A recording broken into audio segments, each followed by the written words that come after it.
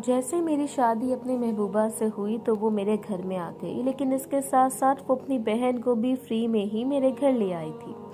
मैं आते जाते अपनी साली को देखता तो काफ़ी परेशान हो जाता था। मेरी साली के इरादे में मुझे ठीक नहीं लग रहे थे, इसलिए मैंने फैसला किया कि इसे वापस भेज देना चाहिए।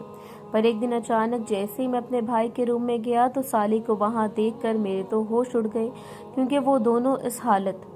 मेरी साली हमारे घर पढ़ाई के लिए आई थी, मगर रात को अक्सर वो मेरे छोटे भाई के कमरे में चली जाती थी और ये बात मुझे बहुत बुरी लगती थी। हर वक्त इसका मेरे छोटे भाई के कमरे में रहना मुझे बहुत बुरा लगता था। एक रात मैं अचानक से अपनी साली और अपने भाई के कमरे में गया तो ये देखकर मेरी जान निकल गई कि मैं कितने दिनों से ये बात नोट कर रहा था। मेरी साली अक्सर रात को अपने कमरे में नहीं होती थी और जब भी मैं इसके कमरे में जाता तो इसका बिस्तर यूं पड़ा होता था जैसे वो रात को अपने कमरे में नहीं होती थी। जब सुबह उठकर आती थी तो ऐसे लगता था जैसे वो रात भर रोती रही है। इसकी आंखें भी लाल होती थी। मैं अपनी बीवी को कहता कि मैं सारा खर्चा उठाऊंगा, तुम अपनी बहन को हॉस्टल भेज दो। घर में मेरा जवान भाई है और हालात भी अच्छे नहीं हैं, लेकिन मेरी बीवी नहीं मानती थी। आज भी जब मैं इसके कमरे में गया तो इसका कमरा खाली था। मेरे भाई के कमरे की लाइट जल रही थी। मैं इसके कमरे की तरफ गया तो अंदर से बातों की आवाज आ रही थी। वो दोनों न जाने क्या बातें कर रहे थे, ऐसा लग रहा था जैसे सरगोशियां कर रहे हैं। मैं वापस अपने कमरे में आ गया। कमरे में आकर मैंने देखा सामने मेरी बीवी किसी गहरी सोच में गुम थी। मैंने इससे कहा, क्या हो गया है, रात के इस पहर क्यों जाग रही हो? मेरी बात सुनकर वो नफी में सर हिलाती हुई कहने लगी, मेरा सर फट रहा है दर्द से। इसकी बदलती हालत में देख रहा था, न जाने इससे क्या हो रहा था। इसकी आंखें भी लाल हो रही थीं। मैं जब इसे डॉक्टर के पास ले गया, मगर डॉक्टर ने तो जो कुछ मुझे बताया वो सुनकर मेरा दिमाग घूम गया था। मैं कभी डॉक्टर को देखता तो कभी अपनी बीवी को। मेरी आंखों से आंसू बहने लगे थे। मैंने दर्द भरे लहजे में कहा, मुझे तुमसे ऐसी उम्मीद नहीं थी, तुम मेरे साथ ये सब करोगी। वह खामोश रही। ऐसा लग रहा था जैसे इसके जिस्म में जान ही ना हो। घर आकर इससे कमरे में छोड़कर मैं छत पर आ गया था। वहां न जाने कब तक मैं सिगरेट के कश लगाता रहा। कुछ समझ नहीं आ रही थी कि मुझे क्या क्या करना है। मैंने जल्दी से नीचे आया, देखा तो मेरी साली के कमरे का दरवाजा खुला था। मैंने अंदर जाकर इसे देखा तो वो कमरे में मौजूद नहीं थी। मैं जल्दी से अपने भाई के कमरे की तरफ चला गया। लाइट भी बंद थी। मैंने जाकर इसके कमरे का दरवाजा खोला तो अंदर का मंजर देखकर मेरी जान निकल गई। मेरा नाम फयाज है, मेरी उम्र 25 साल है। हम 2 भाई थे। मेरा भाई बहुत लाडला था क्योंकि मेरे अब्बा का इंतकाल हो गया था और जब वो छोटा सा था तब मेरी अम्मा का भी इंतकाल हो गया था। इस वजह से मेरा भाई मुझे बहुत प्यार करता था। इसकी हर ख्वाहिश पूरी करता था।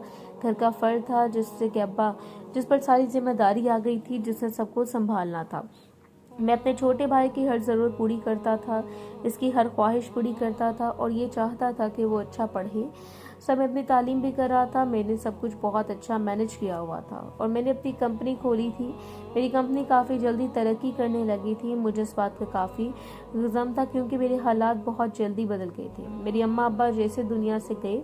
मैंने काफ़ी मेहनत की थी और अपने भाई को भी मैं बिजनेस में अपने साथ रखना चाहता था, लेकिन इससे पहले यही कहता था कि वो अपनी पढ़ाई पर पहले फोकस करें। मेरे कमरे में काफ़ी लड़कियों ने जॉब के लिए अप्लाई किया था। मैं सबका इंटरव्यू लेता था, जिसका इंटरव्यू मुझे अच्छा लगता था और जिसमें काबिलियत होती तो मैं इसे जॉब पर रख लेता था, क्योंकि मुझे न्यूज़ वर्कर की काफ़ी ज़रूरत होती थी। मेरी कंपनी काफ़ी नई थी। इन इतनी लड़की से मेरी बातचीत हुई जो कि जॉब की तलाश में मेरे पास आई थी। इसमें कॉफ़ी लिया था और वो काफ़ी अच्छी लड़की थी। वो सुलझी हुई थी। मैंने जैसे इसे देखा तो मैंने इसे काम पर रख लिया और वो मेरी कंपनी में जॉब करती थी, काफ़ी सीरियस होती थी और अपने काम को लेकर कोई भी होता था तो वो करती थी। मुझे इसकी ये बात अच्छी लगती थी और यही बात थी जो हम दोनों में काफ़ी मिलती जुलती थी, इसलिए मुझे इसमें दिलचस्पी बढ़ने लगी थी और मैं आते जाते इसे देखने लगा था और मुझे इससे इश्क हो गया था। अब हमें हर वक्त इसके ख्यालों में खोया रहता था और आते जाते इसे एक प्यार भरी नज़र से देख लेता था। वो लड़की भी समझ गई थी कि मैं इसमें दिलचस्पी लेता हूँ। मैंने फैसला कर लिया था कि मुझे वैसे भी तो किसी से शादी करनी है, तो क्यों ना मैं इस लड़की को ही अपना जीवन साथी बना लूँ। मैं पूरी तरह से जान गया था कि ये मुझे इस लड़की से मोहब्बत हो गई है, लेकिन मैं जानता था कि वो मेरे ऑफिस में काम करती थी, इसलिए मुझे काफ़ी परेशानी होती थी कि ये ना हो कि अगर मैं इसके घर रिश्ता भेजूं तो इसके अम्मी अब्बू इनकार कर दें। मैंने तो इसके घर रिश्ता भेजा और मुझे रिश्ता मिल भी गया। मैं बहुत खुश था। जल्द ही मेरी शादी हो गई। इस लड़की के अब्बा भी नहीं थे और इस वजह से मुझे इससे हमदर्दी भी थी। वो बहुत सारा ऑफिस का काम भी करती थी और ओवर टाइम भी लगाती थी। मुझे इससे मोहब्बत हो गई थी। वो दुल्हन बनी कमरे में बैठी होती थी। मैं जब कमरे में आया तो वो किसी से कॉल पर बात कर रही थी। मुझे देखकर भी इसने कॉल कट नहीं की थी। मैं इसके पास आकर बैठा। काफ़ी देर तक वो बातें करती रही, फिर इसने कॉल कट की। हम दोनों पहले से एक दूसरे को जानते थे, इस वजह से कोई झिझक की गुंजाइश नहीं बचती थी। मैंने इससे पूछा, किससे बात कर रही हो? तो इतनी लंबी शौहर के आने के बाद भी खबर नहीं हुई। मेरी बात सुनकर वो कहने लगी, सॉरी, वो मैं तो अपनी बहन से बात कर रही थी। इसकी तबीयत ठीक नहीं थी तो वो बहुत परेशान लग रही थी। मैंने इसे पूछा भी, क्या हुआ है तुम्हारी बहन को? मगर इसने कुछ ना बताया कि क्या हुआ। बस वो कहने लगी, इसकी हालत नहीं ठीक, मगर इसके चेहरे की परेशानी बता रही थी कि कोई बड़ी बात थी। अगले दिन सुबह सुबह मुझे बातों की आवाज़ आई। मैंने आंखें मसलते हुए देखा तो घड़ी पर 6 बज रहे थे। अचानक से मेरी नज़र अपनी बीवी पर गई, जो न जाने सुबह सुबह किससे बातें कर रही थी। मैंने इसे कहा, क्या हुआ, किससे बातें कर रही हो? इसने कॉल कट कर दी और कहने लगी, मैं अपनी बहन से बात कर रही थी। मेरी बीवी मुझे ऐसे लग रहा था जैसे रोती रही है। मैंने प्यार से भी पूछा कि बहन के साथ कोई मसला है, मगर इसने कुछ ना बताया। हमारी शादी को चंद दिन गुजरे थे कि मेरी सास का इंतकाल हो गया। इस दिन मैंने अपनी बहन को देखा, जिसकी हालत बहुत ख़राब थी। इसके इंतकाल के बाद वो अपनी बहन को लेकर घर आ गई, लेकिन इसका मेरे घर में रहना मुझे अच्छा नहीं लगता था, क्योंकि घर में मेरा जवान भाई था और इसका मेरे घर में रहना बहुत बुरा लगता था। मेरे भाई ने तो कभी इसकी तरफ ध्यान नहीं दिया था, वो खुद में ही मगन होता था। एक दिन मैंने अपनी बीवी से बात की कि हमें इसकी बहन का कहीं अच्छी जगह पर रिश्ता देखकर शादी कर देते हैं। इस दिन मेरी बीवी रो पड़ी। मुझे कहने लगी, इसी वजह से मैं आपसे शादी नहीं करती थी, क्योंकि आपसे शादी की तो मेरी अम्मा का इंतकाल हो गया, क्योंकि इन्हें वक्त पर अस्पताल नहीं पहुंचाया गया। अब मैं नहीं चाहती कि मेरी वजह से इसकी पढ़ाई अधूरी रह जाए। आप मुझे छोड़ दें, पहले की तरह नौकरी करके अपनी बहन की पढ़ाई करवा लूंगी, इसकी शादी भी कर लूंगी। इस वक्त मुझे खुद पर गुस्सा आया। मुझे ऐसी बात नहीं करनी चाहिए थी। मैंने इससे कहा फिर वो हॉस्टल रहकर स्टडी मुकम्मल कर ले, फिर भी वो ना मानी और कहने लगी, मैं अपनी बहन को अपनी आंखों के सामने देखना चाहती हूँ। मैंने कहा, चलो जैसा वो चाहती है। मैं खामोश हो जाता हूँ, मगर मुझे इस कमरे से गायब रहना बहुत बुरा लग रहा था। एक दिन मैंने देखा मेरे भाई के साथ आधी रात को बाहर से आ रही थी। मैं अपनी बीवी को इस बारे में कुछ नहीं कह सकता था, मगर मजीद इससे कि अपने घर में बर्दाश्त नहीं कर सकता था। एक रात मुझे ऑफिस की मीटिंग से देर हो रही थी, तो मैं अपने क्लाइंट के साथ रेस्टोरेंट पर डिनर करने गया। तो ये देखकर मुझे हैरत हुई कि वहाँ पर तो एक लड़के के साथ मेरी साली बैठी हुई थी। वो इसका हाथ पकड़े न जाने क्या कह रहा था और वो रोई जा रही थी। मैं वहां से उठ गया। अपने घर की इज्जत को यूं रेस्टोरेंट में गैर मर्दों के साथ नहीं देख सकता था। मगर जब मैं घर आया तो मेरी बीवी की तबीयत बहुत ख़राब थी। जब मैं इसे अस्पताल ले गया तो मैं हैरान रह गया। डॉक्टर ने बताया कि आपकी बीवी को कैंसर है और आखिरी स्टेज पर है। और ये बात मेरी बीवी पहले से जानती थी, मगर इसने मुझे कुछ भी नहीं बताया कि वो मुझे गैर समझती थी। और इसने मुझे नहीं बताया कि इसने कैंसर में छत पर गुजारा सिगरेट पी रही थी। मेरी आंखों में आंसू थे। डॉक्टर ने बताया कि वो मरने वाली है, मगर मैं इसे खोना नहीं चाहता था। मैं काफ़ी देर तक सिगरेट पीता रहा। न जाने रात का कौन सा पहर था। मैं वापस नीचे कमरे में आया तो वो सो रही थी। मैं इसके पास बैठ गया। इसके चेहरे से बाल हटाए। मैं आंखों के नीचे स्याह हल्के। इसकी बिगड़ी हालत ने मेरे दिल को कुछ कर दिया था। अचानक से मैं इसके कंधे से सर लगाए बुरी तरह रोने लग गया।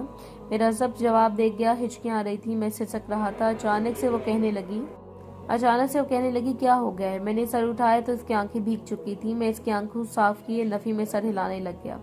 मैं मजीद इसके पास नहीं रुक सकता था, ना इसे रोता हुआ देख सकता था। मैं कमरे से बाहर आया तो मैंने देखा मेरी साली के कमरे का दरवाज़ा भी खुला था। मैंने अंदर जाकर देखा तो वो कमरे में नहीं थी, मगर जब मैंने अपने भाई के कमरे में गया तो सामने देखकर हैरान रह गया कि वो रोई जा रही थी और मेरा भाई इसे खामोश करवा रहा था। मैंने गुस्से में कहा, ये क्या हो रहा है? आधी रात को एक गैर मर्द के कमरे में बैठे हुए शर्म नहीं आती तुम्हें? मैंने चिल्लाकर अपनी साली को कहा तो वो रोती हुई मेरे भाई के पीछे छुप गई। मैं भी कुछ कहता, वो कहने लगा, भाई बाहर आकर मेरी बात सुने। मैंने हैरत से कहा, क्या कहना है? यहाँ ही कहूँ, इसके सामने क्या कहना है? मगर मेरा भाई मेरा बाजू पकड़कर बाहर ले आया और कहने लगा, भाई आराम से बात सुने। जानते हैं कि कुछ दिन पहले की बात है जब इसे मालूम हुआ था कि एक डॉक्टर से इसकी बहन को कैंसर है, तो इस डॉक्टर के पास वो बहुत रोई थी। इस वक्त भी आपने बहुत गलत समझा था। आपने इसको देखा था रेस्टोरेंट में, मगर फिर जब इसने ये मालूम हुआ कि इसकी बहन मरने वाली है तो वो रात के आखिरी पहर छत पर से छलांग लगाने लगी थी, मगर मैंने इसे बचा लिया। वो रोती रही, कहती रही, सब छोड़ गए, आप ही भी छोड़ जाएंगी। मैं जिंदा रह गया था। दुनिया बहुत जालिम है इस वक्त। मैंने सोच लिया था कि मैं इससे निकाह करूँगा। फिर मैं इससे निकाह कर लिया था। जब भी परेशान होती या घबरा जाती तो मैं इसे अपने कमरे में ले आता और दिलासा देता था कि कुछ नहीं होगा, जानते हो मेरी बीवी है। इसकी बात सुनकर मुझे सुकून मिल गया कि वो इसके निकाह में है। बोली अपने भाई से कि इस बात पर खफा हो, अगर इससे निकाह करना ही था तो मुझे बता कर निकाह करता, लेकिन मैंने कुछ न कहा। अपनी बीवी का काफ़ी इलाज करवाने लगा था, लेकिन मेरी बीवी की हालत बिगड़ती जा रही थी। मैं जाकर भी इसे बचा नहीं पा रहा था, लेकिन डॉक्टर्स ने जवाब दे दिया था। मैं चाहता था कि मैं बाहर जाकर इसका इलाज करवाऊं। मैंने सारे पेपर्स वगैरह सब कुछ जमा कर लिए थे, लेकिन शायद मेरी एक रात में ही मेरी दुनिया से रुखसत हो गई थी। मुझे अकेला छोड़कर वो चली गई थी। मैं इससे काफ़ी नाराज़ रहता था कि इसने मुझे इस कैंसर का पहले क्यों नहीं बताया।